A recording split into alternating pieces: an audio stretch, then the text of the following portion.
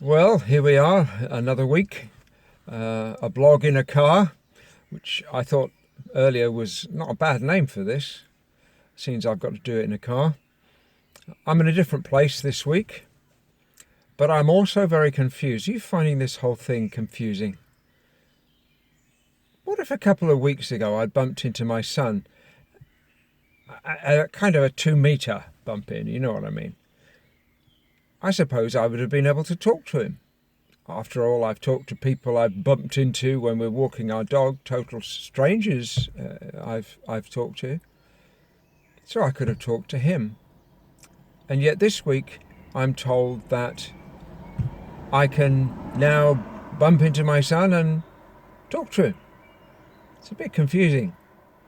What would happen if I bumped into my son and his wife and the kids, my grandchildren? Would they have to run away? Or could I talk to them? You see what I mean? Lots of things are confusing these days. There's a lot of pressure on people. And don't we hide pressure well?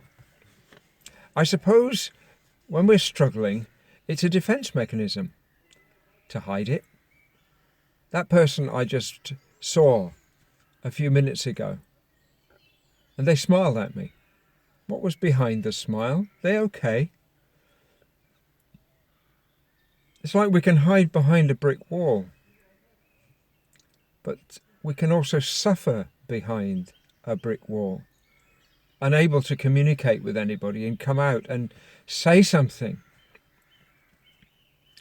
I often, when I meet people, ask them how they are, and in most cases people tell me fine.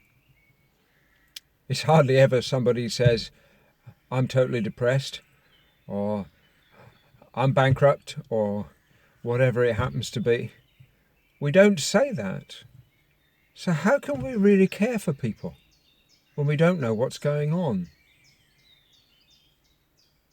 Of course, there is somebody who does know what's going on. God knows what's going on. There are no brick walls that God can't see through.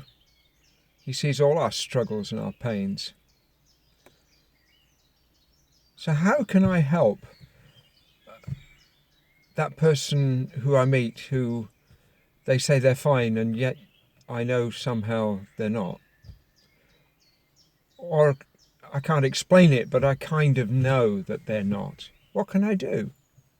If I ask them if they're fine, you know what I mean. Well, one thing I can do is I can talk to God about them, because God sees them as they are, and they're struggling. And maybe in this time we need to go one stage further than just being nice to our neighbours, nice to our friends, nice to our family, nice to strangers. We need to pray for them all.